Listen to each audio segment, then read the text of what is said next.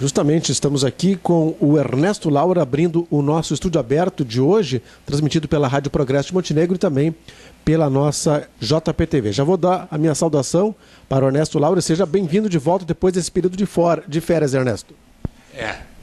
Na verdade foi um período bem acentuado, né? Porque eu retornei em meados de março da praia, né? E depois eu fui a uma pescaria, então realmente eu fiquei uns dias a mais aí, né? Sem vir ao programa. Mas é uma satisfação de retornar, a minha satisfação também de reencontrar os nossos radionautas, né? E de dizer que a vontade de discutir os assuntos que se fazem o dia a dia de Montenegro e que está do nosso estado, né? Sempre são importantes, né? E debater esse assunto, interagir com as pessoas, me sensibiliza bastante, né? E eu tenho essa vontade de, pelo menos, ajudar na formação, né? De opinião. Isso é importante, né? Claro. Tu emite uma opinião, mas admite que a opinião em sentido contrário também venha, né? Para se formar, se chegar a um denominador comum, né? Então, a minha satisfação de estar aí de volta. Um bom dia a todos. E agora com a novidade, né? Que além de transmitido pela Rádio Progresso de Montenegro, o programa é gravado e veiculado pela JPTV e pelo portal JP News. De manhã, de tarde, de noite, na madrugada, qualquer hora do dia, a pessoa pode entrar lá e ver a programação. Bom. Legal, né? Certo, legal. Bem, enquanto nós estamos fazendo o programa pela RPM, o programa está sendo transmitido ao vivo às 11h34 dessa quarta-feira. Estamos vendo aqui mais uma novidade da JPTV, que é o programa Sons e Letras do Flávio Frilich, onde ele recebe aí músicos, artistas, escritores aqui de Montenegro, né? Nós sempre tivemos uma tradição e continuamos tendo uma tradição muito forte nessa área cultural aqui, né, Ernesto? Quem pesquisa Montenegro, como eu faço, né? Ele necessariamente vai ter que buscar subsídios nos fólios dos antigos jornais, né? Do Progresso, hoje já digitalizados, né? Importante isso. Mas no tempo que eu comecei a minha pesquisa, tudo estava... Alguns jornais estavam encadernados, outros não, né? Então a biblioteca, nesse ponto aí, ela foi muito proveitosa para mim, né? E eu estou aguardando que se recupere o prédio aqui da biblioteca e que ela volte para o centro, né? Facilitar aí as pesquisas e a busca maior dos estudantes pela biblioteca. Tu tens ainda a esperança de que a biblioteca retorne para o centro? A esperança é a última que morre, né? E eu ainda tenho o meu voto de confiança que o prefeito Paulo Azeredo vá, né, fazer essa obra de reforma, se bem que a obra hoje ela é menor, né, do que foi preconizada, porque me parece que nós não teríamos o elevador ainda, tal, né? Mas mesmo assim eu sou esperançoso. Veja assim, ó, Adriano, só vou te dizer uma coisa. Essas folhas de jornais são muito antigos, jornais de 1902, 1904, tá? São muito antigas, elas não podem ser fotografadas com flash. E elas não podem ser digitalizadas, né? Através do Xerox, sabe? Não pode, eu não passo pelo Xerox. Então tu tem que fotografar. E para fotografar tu precisa sem o flash. Então tu precisa luminosidade. Lá no Parque Centenário, a biblioteca lá não oferece luminosidade. Sabe? Para fotografar sem o uso do flash, tu tem que tirar lá na rua. Levar para a rua os fólios, né, dos jornais e ir lá fotografar. Então é uma situação muito delicada, né? E eu espero que... E na verdade nós temos que dar condições, né, aos estudantes, às pessoas que buscam a biblioteca de fazer as suas pesquisas, os seus trabalhos com tranquilidade e com um mínimo, né, de conforto e de segurança, né, que até tu tá usando teus olhos, né, e na falta de luminosidade. A luz, mas não a luz natural, né, ela não penetra. Muito bem, muito bem. Ernesto Laura, notícia aqui postada no portal JP News. Olha só, os vereadores aqui de Montenegro, a mesa diretora, comandada pelo vereador e presidente da casa, Renato Krantz, convocou a imprensa para tratar do assunto aí dos médicos, para esclarecer que os vereadores ainda não aprovaram o projeto de reajuste do salário dos médicos, porque, segundo eles, há dois problemas. O primeiro é que eles querem primeiro saber se os médicos estão cumprindo a carga horária na Secretaria Municipal da Saúde. E a segunda é que, segundo o vereador Renato Krantz, presidente da casa, os projetos estão vindo com muitos erros e não podem ser aprovados em função disso. Laura. Adriano, veja, eu acho que todas essas perquisições por parte dos vereadores, elas são totalmente pertinentes. Porque o que acontece? Os vereadores são os nossos representantes legais, né? Eles recebem um mandato, né? Ao depositarmos o voto, nós otorgamos um mandato a esses vereadores para que eles editem as leis, né, dentro da constitucionalidade, dentro da moralidade, dentro dos princípios da economicidade, né?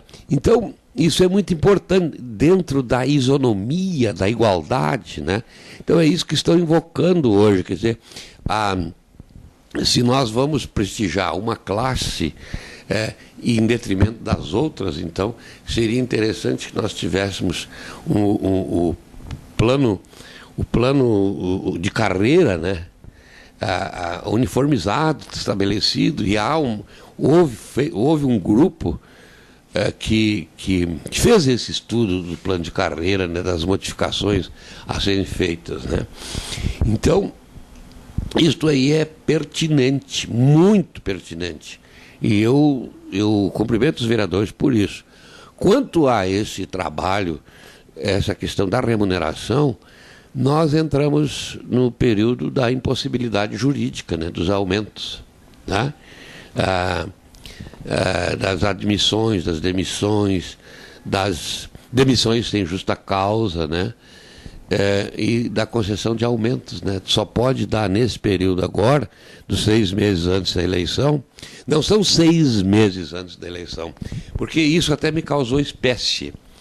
Veja, ontem a Assembleia Legislativa votou, né, o aumento para os servidores da Brigada, os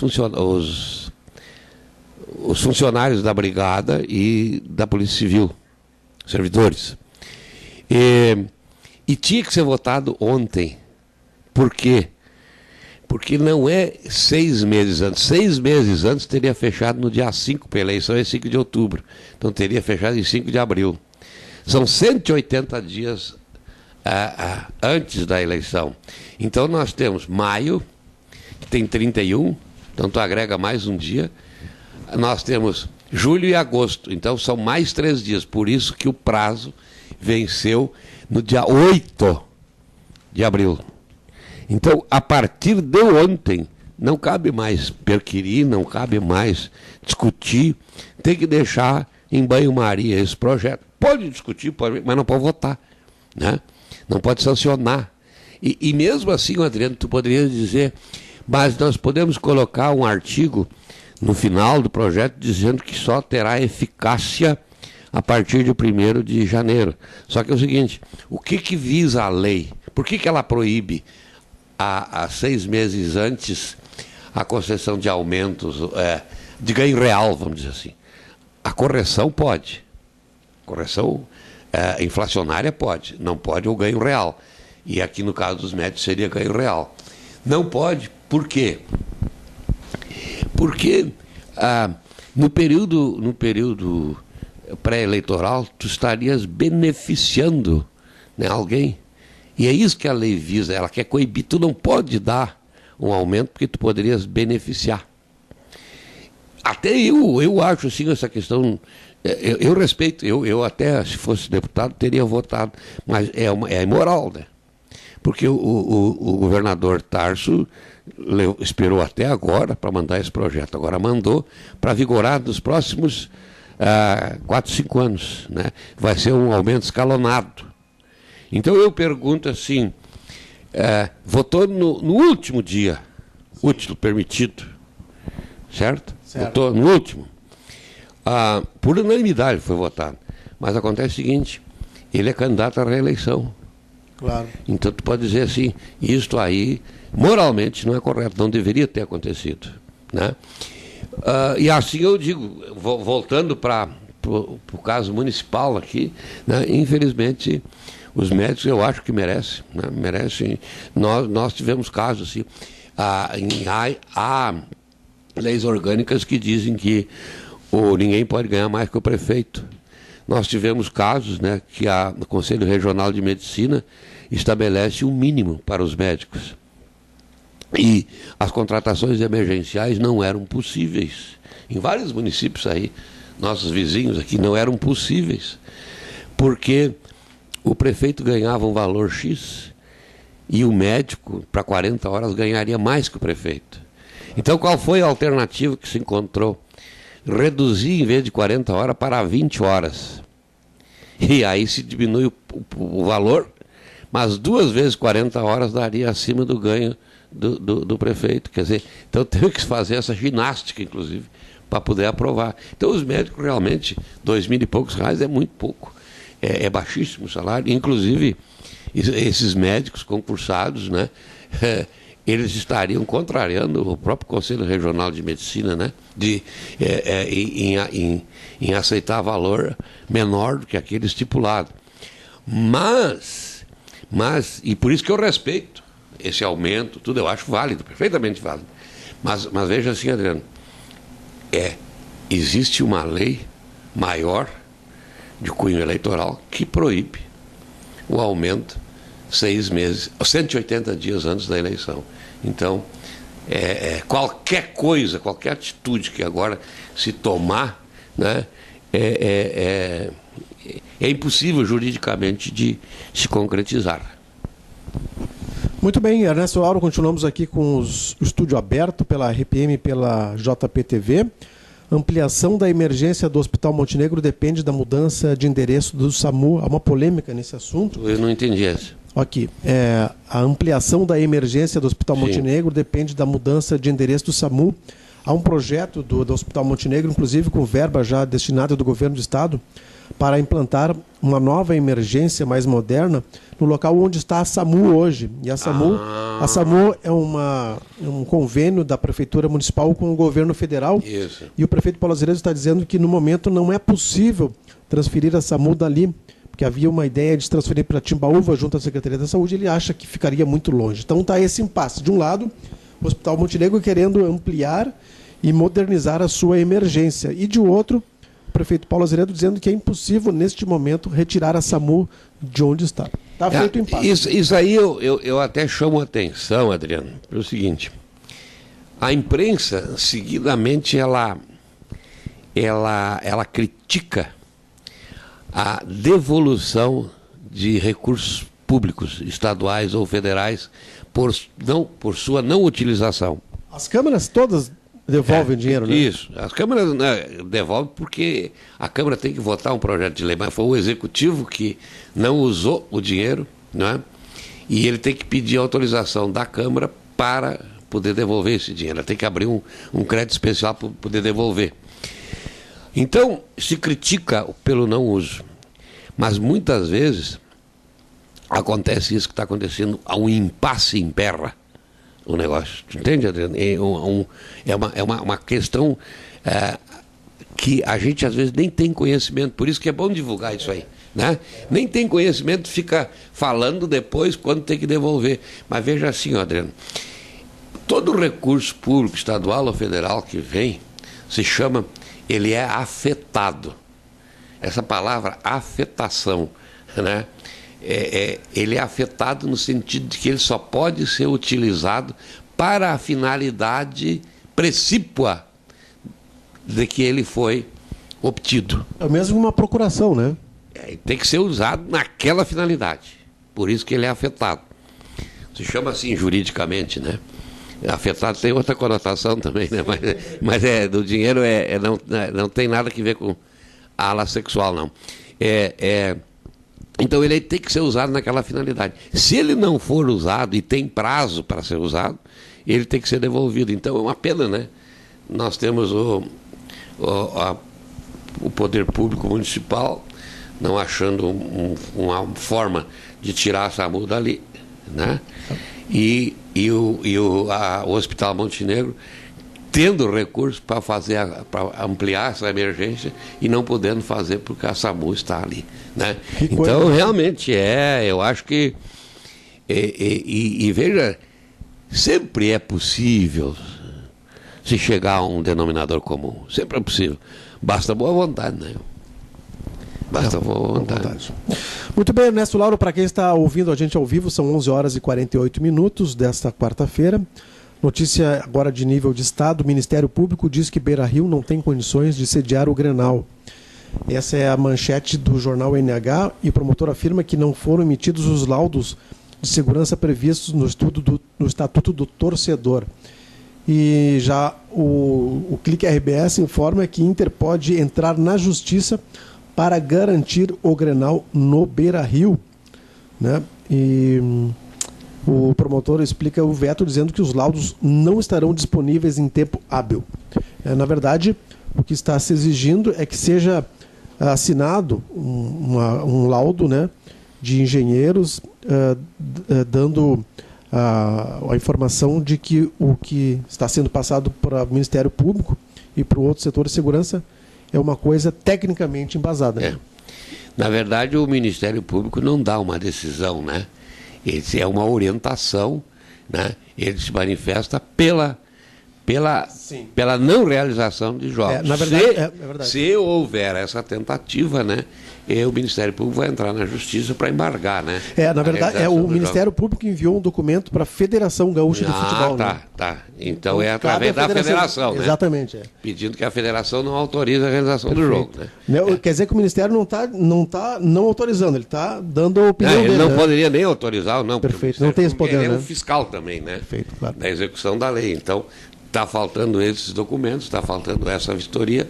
Então, o Ministério Público, justamente, veja, Adriano, na Boate Kiss, inclusive, o Ministério Público foi citado, né, como que teria sido até negligente, digamos assim, algum promotor anterior que teria visto aquele trabalho de contenção, né, que foi feito na boate e que teria permitido a utilização daquela esponja, aquela coisa toda, né? E então hoje o Ministério Público ele está vendo as coisas de uma forma totalmente diferente, né? Quer dizer que o Ministério Público age... 8 e 80, né? Não tem... Depois do acidente na Boate Kiss, há uma outra postura. Não, é uma postura totalmente diferente, é verdade. Interessante isso. Isso em nível nacional ou nível gaúcho, Ernesto? Não, é nível nacional. Nível nacional. Começou, né, essa maior dureza, vamos dizer assim. O Ministério Público sempre trabalhou dentro dos princípios da legalidade, né? Mas e o promotor agiu dentro da legalidade, né?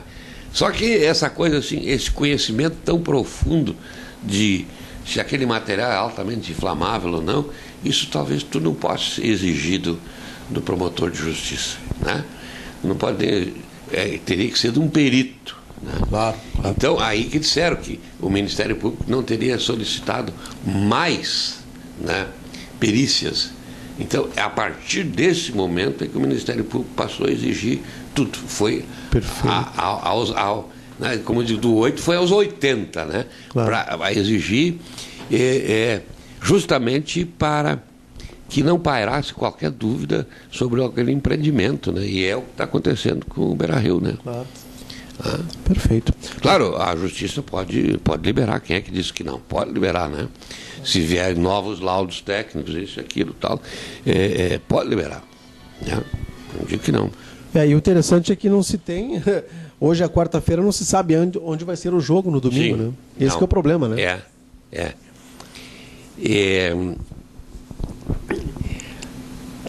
Tu houve o jogo lá com o Inter e o Peñarol, né? Sim. 45 mil pessoas. E não houve nenhuma vedação, né? Nenhuma. Agora, não sei porque interessante, né? Isso está acontecendo só nessa semana, né? Isso aí eu desconheço. Ou talvez tivesse tido um prazo, né, para juntar, e esse prazo não foi cumprido. Aí eu desconheço, né? Eu não posso entrar em detalhes, né? Tá certo. Ernesto Lauer, agora chegou a hora de falarmos de esporte no estúdio aberto. O Grêmio tem um jogo importante amanhã contra o Nacional do Peñarol. Na verdade, não tão importante, até porque o Nacional vem descaracterizado com um time misto, né? O Grêmio já está aí classificado para a próxima fase da Libertadores. Dizia-se que era um grupo da morte, né? E na prática isso não aconteceu, né, Ernesto? O grupo do Grêmio na Libertadores, né? Ainda bem que não aconteceu, né? Para os gremistas, né? Claro. Eu ainda vi o último jogo, né? Foi melhor do que do Grenal, né? Mas como dentro da tua pergunta realmente não se repetiu, né? Esse esperado grupo da morte, né? Mas certo. Vamos continuar, né? Vamos ainda tem as oitavas, até as quartas, né? Isso. E temos que passar essas fases todas, né? Tem muita coisa pela frente ainda, né, Ernesto? Muita água para passar por baixo da ponte. Tá certo. A gente continua com informações aqui do portal JP News, também de outros portais que a gente traz aqui para os nossos radionautas e também os nossos internautas. Olha só, Núcleo dos Corretores de Imóveis da ACI comemora 10 anos de atuação. Hoje aconteceu mais uma vez o café da manhã, promovido pela Associação Comercial Industrial de Montenegro e Pareci e dessa vez o foco foi para a Associação dos corretores de imóveis, que já completa 10 anos, né? E segundo eles, os corretores tiveram uma importante participação na elaboração do plano diretor do município. Adriano, veja assim, ó, eu até na coluna que eu acabo de escrever, já mandei aqui para o jornal. Já está na diagramação? Sexta-feira, eu falo do despachante, né? Isso aí é uma coisa nova, né? É uma coisa de 30 anos para cá, né? O despachante, a figura, a oficialização. Assim também do corretor de imóveis, né? Antigamente o sujeito anunciava,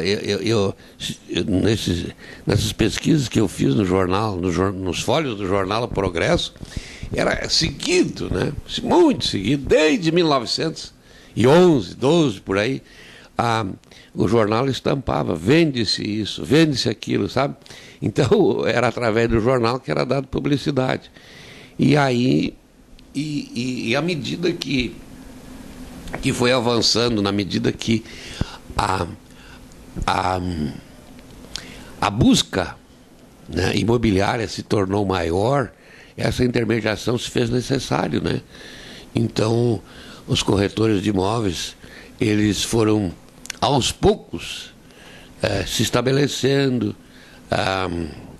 vamos dizer, até com certa parcimônia, com tranquilidade, né? Um trabalho menor, muito corrido, mas aos poucos o mercado imobiliário ele esquentou, ele aqueceu de uma tal forma, né, que nós vemos um número bastante grande de imobiliários, de corretores de imóveis, né, e a eles então por essa atividade, né, os nossos cumprimentos também, né,